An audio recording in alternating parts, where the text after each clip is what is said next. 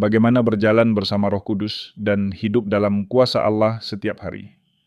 Pernahkah kamu merasa ada sesuatu yang hilang dalam kehidupan rohanimu? Mungkin kamu mengasihi Yesus, membaca Alkitab, dan pergi ke gereja. Tetapi jauh di dalam hati kamu merasa terjebak, seolah-olah belum mengalami kepenuhan kehadiran Allah. Atau mungkin kamu pernah mendengar orang berbicara tentang dipimpin oleh Roh, tetapi kamu tidak benar-benar tahu seperti apa itu dalam kehidupan nyata. Jika kamu pernah bertanya bagaimana caranya mendengar Roh Kudus, bagaimana aku tahu? Dia sedang menuntunku, bagaimana aku berjalan bersamanya setiap hari, kamu tidak sendirian. Banyak orang Kristen percaya kepada Allah, tetapi kesulitan untuk mengalami Dia dalam kehidupan sehari-hari mereka. Mari kita melihat Petrus. Ia berjalan bersama Yesus, melihat mukjizat dan merupakan salah satu muridnya yang paling dekat. Namun ketika Yesus ditangkap, rasa takut menguasainya, dan Petrus menyangkal Dia 3 kali. Ia ingin mengikuti Yesus, tetapi dengan kekuatannya sendiri ia gagal. Namun kemudian sesuatu berubah. Setelah Yesus bangkit, ia menyuruh para murid untuk menunggu Roh Kudus. Ketika Roh itu datang, Petrus yang sebelumnya gemetar karena takut berdiri dengan berani dan berkhotbah, sehingga 3.000 orang bertobat dalam 1 hari. Apa yang mengubah Petrus? Ia tidak lagi mengandalkan dirinya sendiri. Ia berjalan dalam kuasa Roh Kudus. Roh yang sama yang memberi kuasa kepada Petrus tinggal di dalam dirimu. Berjalan bersama Roh Kudus bukan hanya untuk pendeta atau pemimpin rohani. Ini untuk setiap orang percaya. Ketika kamu berjalan di dalam Roh, kamu akan mendengar suara Allah dengan lebih jelas, mengalami damai sejahtera yang supranatural, mengalahkan dosa, dan melangkah ke dalam tujuan hidupmu dengan keberanian. Namun, tantangannya adalah banyak orang percaya tidak sungguh-sungguh memahami siapa Roh Kudus itu, bagaimana Dia berbicara, dan bagaimana menyerahkan diri kepadanya setiap hari. Itulah sebabnya kita membahas topik ini. Pada akhir pesan ini, kamu bukan hanya akan memahami bagaimana berjalan bersama Roh Kudus, tetapi kamu juga akan diperlengkapi untuk mulai melakukannya. Galatia 5:16 berkata, "Hiduplah oleh Roh, maka kamu tidak akan menuruti keinginan daging." Ini bukan sekadar saran, ini adalah kunci untuk hidup seperti yang Allah kehendaki bagimu. Jika kamu siap untuk transformasi yang nyata, mari kita mulai. Bagian 1, siapakah Roh Kudus? Sebelum kita dapat berjalan bersama Roh Kudus, kita perlu memahami siapa Dia. Jika kita tidak mengenal pribadi yang kita ikuti, bagaimana kita bisa berjalan bersamanya? Banyak orang Kristen mengakui keberadaan Roh Kudus, tetapi tidak sepenuhnya memahami peran sifat dan kuasanya. Sebagian orang memandang Dia sebagai kekuatan yang jauh, sekadar perasaan atau konsep abstrak, bukan sebagai pribadi yang nyata dan aktif dalam Tritunggal. Roh Kudus bukanlah sesuatu yang impersonal. Dia bukan sekadar energi atau kuasa. Dia adalah Allah. Roh Kudus adalah pribadi. Yesus tidak pernah merujuk kepada Roh Kudus sebagai suatu kekuatan tanpa pribadi. Dalam Yohanes 14:26, Yesus berkata, "Tetapi penghibur, yaitu Roh Kudus, yang akan diutus oleh Bapa dalam namaku. Dialah yang akan mengajarkan segala sesuatu kepadamu, dan akan mengingatkan kamu akan semua yang telah kukatakan kepadamu." Perhatikan bahwa Yesus berkata, Dia bukan itu. Roh Kudus memiliki pikiran, kehendak, dan perasaan. Ia berbicara, mengajar, membimbing, dan berdoa syafaat bagi kita. Paulus menegaskan hal ini dalam Roma 8:26-27 dengan mengatakan bahwa Roh Kudus berdoa bagi kita dengan keluhan-keluhan yang tidak terucapkan. Itu berarti Dia mengetahui apa yang kita butuhkan, bahkan ketika kita sendiri tidak mengetahuinya. Hanya pribadi yang dapat melakukan hal itu. Roh Kudus adalah Allah. Ia tidak terpisah dari Allah. Ia adalah Allah. Ia satu dengan Bapa dan Anak. Dalam Kisah Para Rasul 5:34, ketika Ananias berbohong tentang persembahannya, Petrus berkata bahwa ia telah berdusta kepada Roh Kudus dan kemudian menegaskan bahwa ia telah berdusta kepada Allah. Hal ini menunjukkan bahwa Roh Kudus adalah Allah sendiri. Dalam Perjanjian Lama, Roh Kudus datang ke atas orang-orang tertentu untuk tugas khusus, seperti memberi kuasa kepada nabi, pemimpin, dan raja. Namun ia tidak tinggal secara permanen di dalam orang percaya. Dalam Hakim-Hakim 6:34, Roh Tuhan turun atas Gideon untuk memimpin Israel. Dalam 1 Samuel 16:13, roh itu turun atas Daud ketika ia diurapi menjadi raja. Tetapi pada masa itu, roh juga bisa meninggalkan seseorang, seperti yang terlihat dalam 1 Samuel 16:14 ketika roh Tuhan meninggalkan Saul. Namun semuanya berubah setelah Yesus. Dalam Yohanes 16:7 Yesus berkata bahwa adalah baik bagi murid-muridnya jika ia pergi, sebab jika ia tidak pergi, penghibur tidak akan datang. Tetapi jika ia pergi, ia akan mengutusnya kepada mereka. Setelah kebangkitan Yesus, Roh Kudus diberikan secara permanen kepada semua orang percaya. Sekarang, alih-alih datang sementara ia tinggal di dalam kita. Mengapa hal ini penting? Jika kita tidak melihat Roh Kudus sebagai pribadi yang nyata, sebagai guru pembimbing dan penghibur kita tidak akan pernah membangun hubungan dengannya. Jika kita tidak mengakui Dia sebagai Allah, kita tidak akan menyerahkan diri kepada otoritasnya. Memahami siapa Roh Kudus adalah langkah pertama untuk berjalan bersamanya setiap hari. Bagian 2. Mengapa kita membutuhkan Roh Kudus? Banyak orang Kristen mencoba hidup bagi Allah tanpa bersandar pada Roh Kudus. Mereka bergumul dengan dosa, merasa kering secara rohani, dan kehilangan arah, bukan karena mereka tidak mengasihi Allah, tetapi karena mereka berusaha mengikutinya dengan kekuatan sendiri. Itulah sebabnya Yesus sangat menekankan pentingnya Roh Kudus. Kita tidak dapat menjalani kehidupan Kristen tanpa Dia. Yesus tidak pernah bermaksud agar kita hidup sebagai orang Kristen sendirian. Dalam Zakharia 4:4, Tuhan berkata, "Bukan dengan keperkasaan dan bukan dengan kekuatan, melainkan dengan Roh-Ku." Tidak ada usaha manusia yang dapat menggantikan kuasa Roh Kudus. Pikirkan hal ini sebelum Yesus memulai pelayanannya, ia dibaptis, dan Roh Kudus turun ke atasnya, seperti yang tertulis dalam Lukas 3:22. Jika Yesus Anak Allah membutuhkan Roh Kudus untuk menggenapi panggilannya, apalagi kita. Para murid telah bersama Yesus selama 3 tahun. Mereka melihat mukjizat, mendengar pengajarannya, bahkan mengusir setan dalam namanya.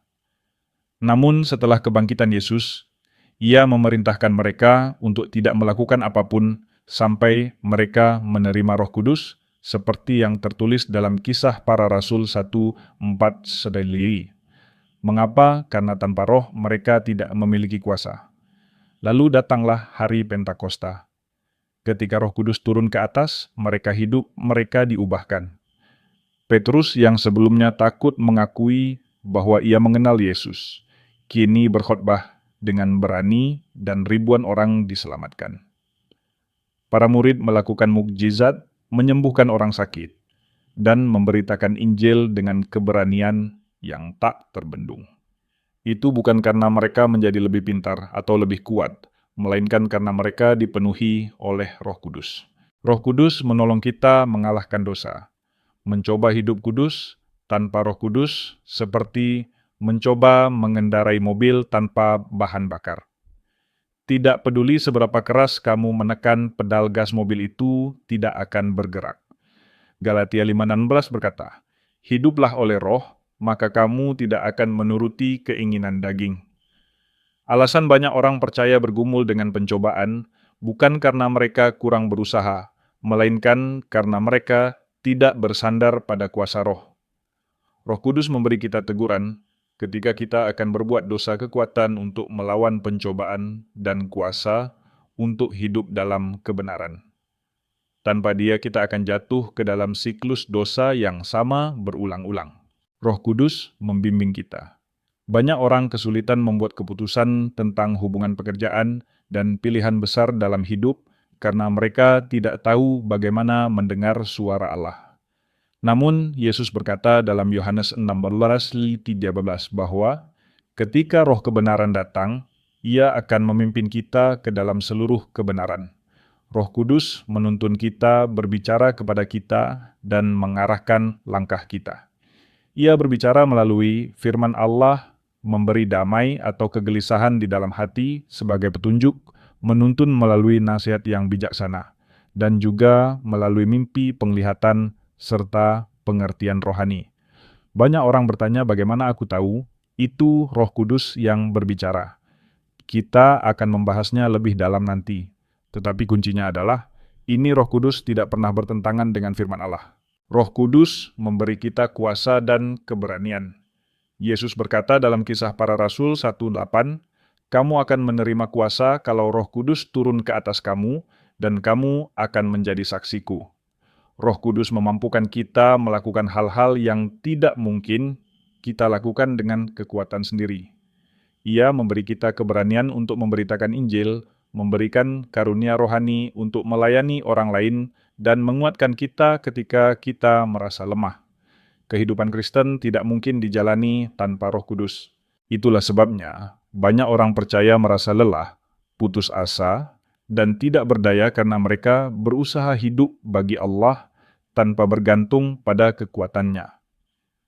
Hidup yang dipenuhi roh adalah hidup yang penuh kemenangan.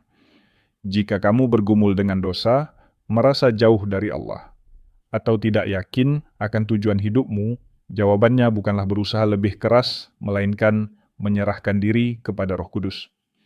Berjalan bersamanya bukan sekadar konsep teologis, melainkan kunci untuk mengalami sukacita yang nyata, kemenangan yang sejati, dan kuasa yang sungguh-sungguh dalam hidupmu. Dan kabar baiknya, hidup ini bukan hanya untuk segelintir orang, tetapi tersedia bagi kamu. Bagian 3, bagaimana dipenuhi oleh Roh Kudus. Banyak orang Kristen percaya kepada Roh Kudus, tetapi tidak secara aktif mengalami kuasanya. Mereka mengira bahwa dipenuhi oleh roh adalah peristiwa satu kali, atau sesuatu yang hanya diperuntukkan bagi pendeta dan pemimpin rohani. Namun, Alkitab mengajarkan bahwa setiap orang percaya dipanggil untuk dipenuhi oleh Roh Kudus, bukan hanya sekali, tetapi terus-menerus. Dalam Efesus 5:18, Paulus menulis, janganlah kamu mabuk oleh anggur, karena anggur menimbulkan hawa nafsu, tetapi hendaklah kamu penuh dengan roh. Ungkapan penuh dengan roh dalam bahasa Yunani menunjukkan tindakan yang berkelanjutan, sesuatu yang perlu kita kejar setiap hari. Lalu, bagaimana kita dapat mengalami kepenuhan Roh Kudus dalam hidup kita? Pertama, bertobat dan menyerahkan diri sepenuhnya. Roh Kudus tidak dapat memenuhi hati yang sudah penuh dengan diri sendiri. Banyak orang ingin lebih dari Allah, tetapi pada saat yang sama, mereka ingin mempertahankan dosa kendali atau keinginan pribadi mereka. Jika kita ingin dipenuhi oleh roh, kita harus terlebih dahulu mengosongkan diri dari hal-hal yang mendukakan Dia. Kisah Para Rasul 2:38 berkata, bertobatlah, dan hendaklah kamu masing-masing memberi dirimu dibaptis dalam nama Yesus Kristus untuk pengampunan dosamu, maka kamu akan menerima karunia Roh Kudus. Jika kamu merasa jauh dari Allah atau sulit merasakan kehadirannya, tanyakan pada dirimu sendiri, adakah dosa yang belum diakui dalam hidupku? Apakah aku masih memegang rasa takut, keraguan, atau keinginan untuk mengendalikan segalanya? Apakah aku sungguh-sungguh telah menyerahkan hidupku kepada kehendak Allah? Pertobatan bukan hanya tentang meninggalkan dosa, tetapi tentang berpaling sepenuhnya kepada Allah dan mengizinkan Dia memimpin. Kedua, mintalah Allah untuk memenuhi kamu. Dipenuhi oleh Roh Kudus bukanlah sesuatu yang kita capai melalui usaha manusia, melainkan sebuah karunia yang kita terima melalui iman. Yesus berkata dalam Lukas 11:14, jika kamu yang jahat tahu memberi pemberian yang baik kepada anak-anakmu, apalagi Bapamu yang di sorga. Ia akan memberikan Roh Kudus kepada mereka yang meminta kepadanya. Jika kamu ingin dipenuhi oleh Roh, mintalah. Datanglah kepada Allah dalam doa dan undang Roh Kudus untuk mengambil alih sepenuhnya hidupmu. Ketiga, percayalah dan terimalah. Beberapa orang meminta Roh Kudus, tetapi kemudian ragu apakah mereka sungguh telah menerimanya. Namun Alkitab berkata bahwa tanpa iman tidak mungkin orang berkenan kepada Allah. Ketika kamu meminta untuk dipenuhi, percayalah bahwa Allah sedang menjawab doamu. Percayalah bahwa Dia sedang bekerja di dalam dirimu, bahkan jika kamu tidak merasakan sesuatu yang dramatis pada saat itu. Kehadiran Roh Kudus tidak didasarkan pada perasaan melainkan pada janji Allah. Keempat, bangun gaya hidup penyembahan dan doa. Roh Kudus bekerja dengan penuh kuasa dalam suasana penyembahan dan doa. Dalam Kisah Para Rasul 4:30, para murid berdoa dan mereka semua dipenuhi oleh Roh Kudus. Lalu mereka memberitakan firman Allah dengan berani. Jika kamu ingin tetap dipenuhi oleh Roh, kamu harus tetap terhubung dengan Allah. Luangkan waktu untuk menyembah, berdoa setiap hari dan mencari Dia dengan segenap hatimu. Kelima, berjalan dalam ketaatan. Dipenuhi oleh Roh Kudus bukan hanya tentang satu pengalaman rohani, tetapi tentang penyerahan diri setiap hari. Semakin kamu menyerahkan hidupmu kepada pimpinan Roh Kudus, semakin kamu akan mengalami kuasanya. Dalam Galatia 5:25, Paulus berkata, "Jikalau kita hidup oleh Roh, baiklah hidup kita juga dipimpin oleh Roh." Ini berarti mendengarkan suaranya, mengikuti tuntunannya, dan hidup taat.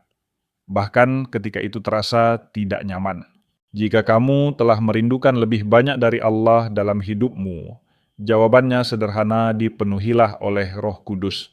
Serahkan diri, mintalah, percayalah. Hiduplah dalam penyembahan dan taatilah pimpinannya. Ketika kamu melakukan hal-hal ini, hidupmu tidak akan pernah sama lagi. Bagian 4, membangun perjalanan sehari-hari bersama Roh Kudus. Dipenuhi oleh Roh Kudus hanyalah permulaan. Setelah menerima kuasanya, kita perlu belajar berjalan bersamanya setiap hari. Banyak orang percaya mengalami momen terobosan rohani, tetapi kemudian kembali ke kebiasaan lama karena mereka tidak memelihara hubungan yang konsisten dengan Roh Kudus. Lalu, seperti apa berjalan oleh Roh dalam kehidupan sehari-hari? Pertama, hiduplah oleh Roh, bukan oleh daging. Dalam Galatia 5:16, Paulus memberi kita kunci kemenangan. Hiduplah oleh Roh, maka kamu tidak akan menuruti keinginan daging. Setiap hari kita dihadapkan pada pilihan mengikuti Roh atau mengikuti daging. Daging mewakili sifat berdosa kita, keinginan egois, kesombongan, amarah, dan pencobaan. Sebaliknya, Roh menuntun kita kepada kebenaran, damai, sejahtera, dan kekudusan. Berjalan oleh Roh berarti membuat keputusan sadar untuk mengikuti pimpinannya dalam setiap situasi. Ketika seseorang menyakiti kamu, apakah kamu akan bereaksi dengan amarah menurut daging atau mengampuni menurut Roh? Ketika menghadapi pencobaan, apakah kamu akan menyerah menurut daging atau bersandar pada kekuatan Allah menurut Roh? Saat membuat keputusan, apakah kamu akan mengandalkan logikamu sendiri atau mencari hikmat Allah? Semakin sering kamu memilih untuk mengikuti Roh, semakin kuat pengaruhnya dalam hidupmu. Kedua, tetap terhubung melalui doa. Doa bukan sekadar meminta sesuatu kepada Allah, tetapi persekutuan dengannya. Semakin banyak waktu yang kamu habiskan di hadiratnya, semakin peka kamu terhadap pimpinan Roh Kudus. Dalam 1 Tesalonika 4:17, Paulus menasihati kita untuk berdoa tanpa henti. Ini tidak berarti kamu harus berlutut sepanjang hari, tetapi hidup dalam kesadaran yang terus-menerus akan kehadiran Allah. Bicaralah dengannya, mintalah tuntunannya, dan belajarlah mendengarkan suaranya sepanjang hari. Ketiga, baca dan taati firman Allah. Roh Kudus tidak pernah menuntun kita dengan cara yang bertentangan dengan kitab suci. Jika kamu ingin mengenali suaranya, penuhilah pikiranmu dengan firman Tuhan. Dalam 2 Timotius 3:19-17 dikatakan bahwa seluruh kitab suci diilhamkan oleh Allah dan berguna untuk mengajar menyatakan kesalahan, memperbaiki kelakuan, dan mendidik orang dalam kebenaran, supaya setiap orang percaya diperlengkapi untuk setiap perbuatan baik. Semakin sering kamu membaca Alkitab, semakin sering Roh Kudus akan mengingatkan ayat-ayat tertentu untuk membimbingmu dalam situasi sehari-hari. Keempat, belajar mengenali suara Roh Kudus. Banyak orang Kristen bergumul untuk membedakan apakah yang mereka dengar berasal dari Allah atau hanya pikiran mereka sendiri. Kunci untuk membedakan adalah latihan. Dalam Yohanes 10:27, Yesus berkata, "Domba-dombaku mendengarkan suaraku. Aku mengenal mereka dan mereka mengikut aku." Roh Kudus berbicara dengan berbagai cara melalui dorongan lembut di dalam hati ayat Alkitab yang tiba-tiba menonjol rasa damai atau keyakinan mengenai suatu keputusan atau melalui nasihat bijak dari orang-orang yang takut akan Tuhan. Semakin kamu menaati suaranya, semakin jelas suara itu akan terdengar. Kelima, andalkan kekuatan Roh Kudus. Salah satu kesalahan terbesar orang Kristen adalah mencoba hidup bagi Allah dengan kekuatan sendiri. Berjalan oleh Roh berarti bersandar pada kuasanya, bukan pada usaha pribadi. Roma 8:13 mengatakan bahwa jika oleh Roh kita mematikan perbuatan-perbuatan daging, kita akan hidup. Daripada berjuang sendiri, mintalah Roh Kudus menolongmu dalam setiap aspek hidupmu. Ketika kamu bergumul dengan dosa, mintalah kekuatannya. Ketika kamu merasa kewalahan, mintalah damainya. Ketika kamu tidak tahu harus berbuat apa, mintalah hikmatnya. Roh Kudus diutus untuk menjadi penolongmu. Keenam, hiduplah dalam sikap penyembahan. Berjalan bersama Roh Kudus bukan hanya tentang apa yang kamu lakukan, tetapi tentang siapa kamu sedang dibentuk menjadi. Hati yang menyembah menjaga kita tetap selaras dengan Allah. Mazmur 22:3 mengatakan bahwa Allah bersemayam di atas puji-pujian umat-Nya. Ketika kamu hidup dengan sikap penyembahan, kamu menciptakan suasana di mana Roh Kudus bekerja dengan kuasa. Bagian 5, belajar membedakan suara Roh Kudus. Salah satu pergumulan terbesar yang dihadapi orang Kristen adalah mengetahui bagaimana mendengar suara Allah. Banyak yang bertanya-tanya, apakah ini Roh Kudus yang berbicara atau hanya pikiranku sendiri? Ada juga yang takut tertipu khawatir mereka salah mengira emosi pribadi atau bahkan suara musuh sebagai tuntunan Allah. Namun kebenarannya adalah Allah rindu berbicara kepada kita. Dalam Yohanes 10:27, Yesus berkata, "Domba-dombaku mendengarkan suaraku, aku mengenal mereka, dan mereka mengikut aku." Jika kamu adalah anak Allah, Dia telah memberikan Roh Kudus untuk membimbingmu, dan kamu dapat belajar mengenali suaranya. Pertama, Roh Kudus berbicara melalui firman Allah. Cara utama Roh Kudus berbicara adalah melalui Alkitab. Jika kamu merasa ragu, apakah sesuatu berasal dari Allah, tanyakan pada dirimu sendiri. Apakah ini selaras dengan kitab suci? Dalam 2 Timotius 3:17, Paulus menulis bahwa seluruh kitab suci diilhamkan oleh Allah dan berguna untuk mengajar, menyatakan kesalahan, memperbaiki kelakuan, dan mendidik dalam kebenaran. Roh Kudus tidak pernah bertentangan dengan firman Allah. Jika sesuatu bertentangan dengan Alkitab, itu bukan berasal dari Roh. Itulah sebabnya membaca Alkitab setiap hari sangat penting. Semakin banyak firman Tuhan yang kamu kenal, semakin mudah kamu mengenali suaranya. Kedua, Roh Kudus berbicara melalui dorongan lembut di dalam hati. Terkadang Roh Kudus berbicara dengan bisikan yang tenang, sebuah keyakinan batin yang dalam.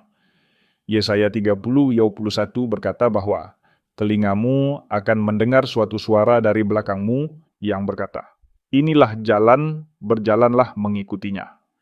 Ini bisa berupa rasa damai saat membuat keputusan teguran ketika kamu hendak melakukan sesuatu yang salah, atau dorongan untuk mendoakan seseorang atau menghubunginya. Suara Roh Kudus biasanya tidak keras atau dramatis. Ia sering berbicara dengan lembut, seperti yang digambarkan dalam Sarau Raja-Raja 19:12.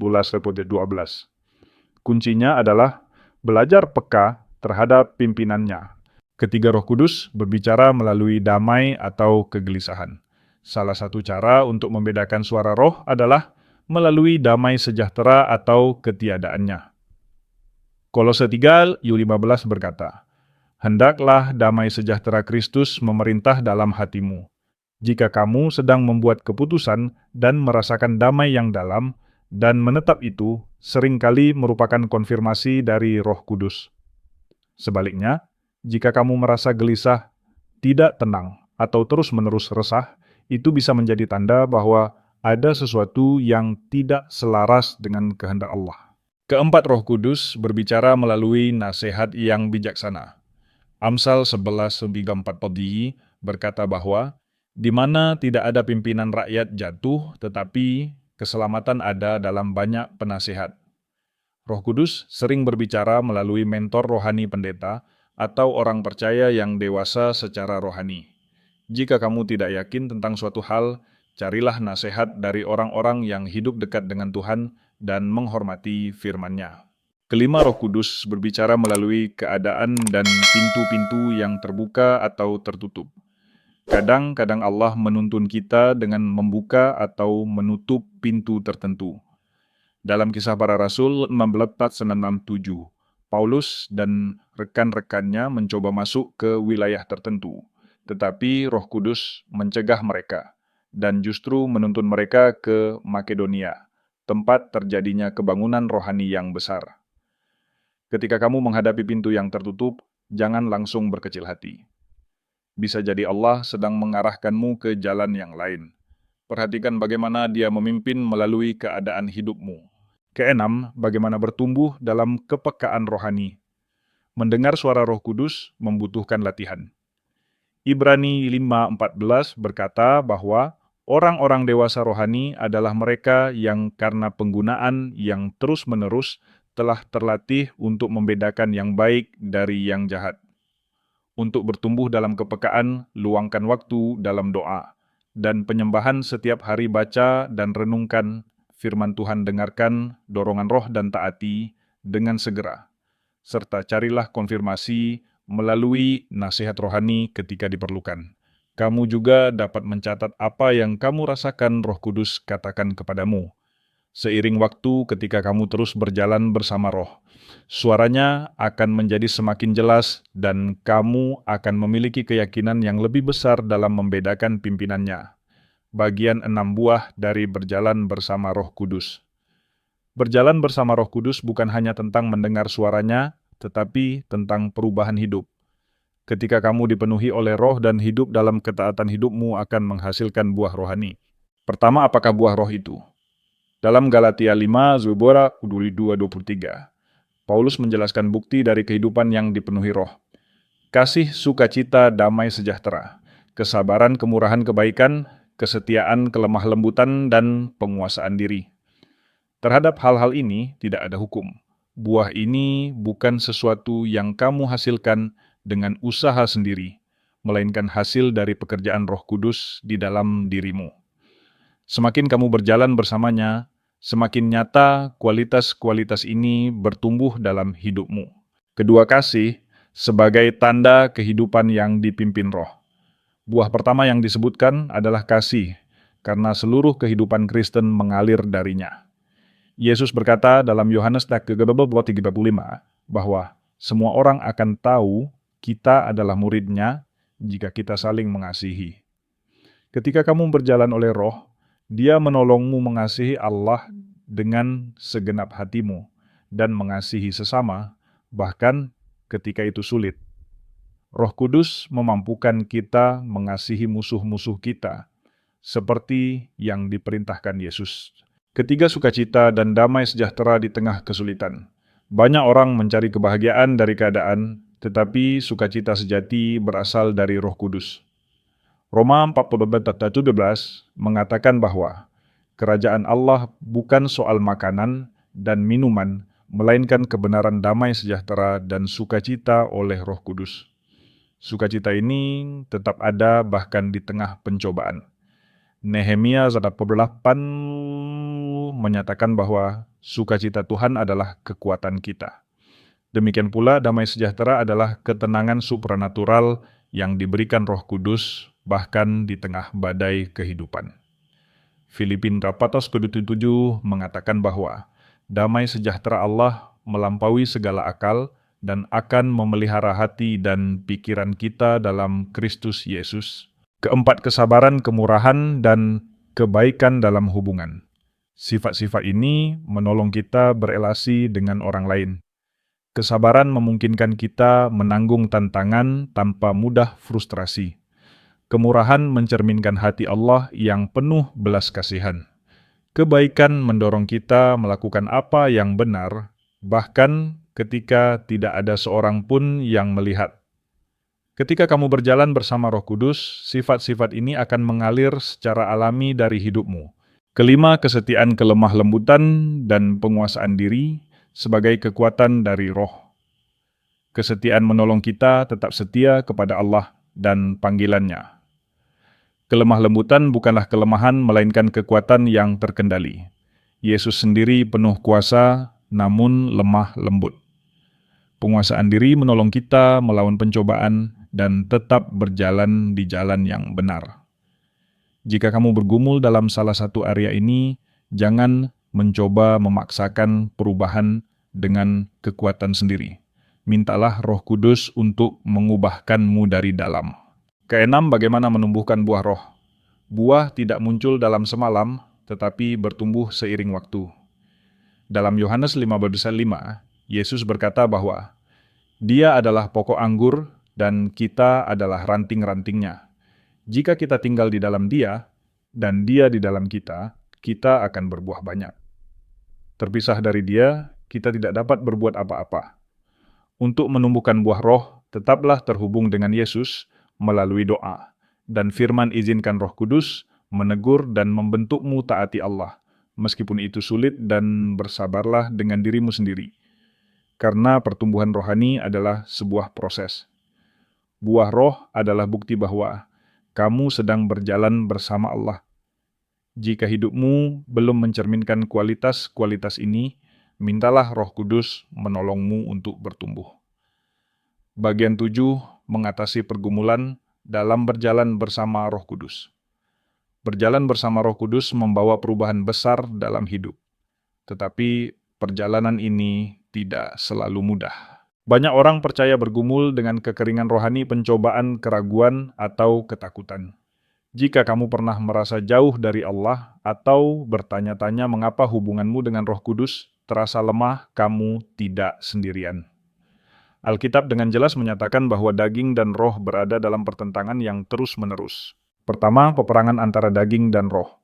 Galatia 5:17 mengatakan bahwa keinginan daging berlawanan dengan keinginan roh, dan keinginan roh berlawanan dengan keinginan daging. Keduanya saling bertentangan. Ini berarti setiap orang Kristen menghadapi peperangan setiap hari. Daging ingin memuaskan diri melalui dosa kesombongan dan ketergantungan pada diri sendiri. Sebaliknya, roh ingin menuntun kita kepada kekudusan, ketaatan, dan keintiman dengan Allah. Untuk hidup dalam kemenangan, kita harus setiap hari memilih untuk mengikuti roh, bukan daging. Kedua hal-hal yang menghalangi kita berjalan bersama roh. Salah satu penghalang terbesar adalah dosa yang tidak diakui. Ketika kita membiarkan dosa tetap ada dalam hidup kita, hal itu menciptakan jarak antara kita dan Allah. Yesaya 59:2 menyatakan bahwa kesalahan kita memisahkan kita dari Allah. Solusinya adalah pertobatan setiap hari dan meminta Roh Kudus menyucikan hati kita. Penghalang lain adalah kesibukan dan distraksi. Dunia ini penuh dengan gangguan seperti media sosial, hiburan, tekanan hidup, dan tanggung jawab sehari-hari. Jika kita tidak dengan sengaja meluangkan waktu bagi Allah, kita akan sulit mendengar suaranya. Karena itu, tetapkan waktu khusus setiap hari untuk doa, penyembahan, dan membaca firman Tuhan. Keraguan dan ketakutan juga sering melemahkan perjalanan rohani kita. Banyak orang percaya, meragukan apakah Allah benar-benar menuntun mereka, atau takut gagal, takut penilaian orang lain, atau takut menyerahkan hidup sepenuhnya kepada Allah. Iman bertumbuh dengan mendengar firman Allah. Semakin kita mempercayai janji-janjinya, semakin kuat iman kita. Kekeringan rohani juga bisa terjadi, yaitu masa ketika kita merasa doa kita seperti tidak didengar dan kehadiran Allah terasa jauh. Dalam masa seperti ini, jangan berhenti menyembah. Mazmur menunjukkan bahwa bahkan Daud pun mengalami kekeringan rohani. Mintalah Roh Kudus untuk menyegarkan kembali jiwamu. Ketiga cara mengatasi pergumulan rohani. Kunci kehidupan Kristen bukanlah berusaha lebih keras, melainkan menyerahkan diri lebih dalam. Roma 12:1 mengajarkan kita untuk mempersembahkan tubuh kita sebagai persembahan yang hidup kudus dan berkenan kepada Allah. Setiap pagi undang Roh Kudus untuk memimpin hidupmu. Bangun disiplin rohani dengan berdoa setiap hari dan berbicara kepada Allah seperti kepada sahabat dekat. Bacalah Alkitab karena firman Tuhan adalah makanan rohani. Berpuasalah bila diperlukan untuk memutuskan gangguan duniawi dan memusatkan kembali hatimu kepada Allah. Yang terpenting, andalkan kekuatan Allah, bukan kekuatanmu sendiri. Yesus berkata bahwa tanpa Dia, kita tidak dapat berbuat apa-apa.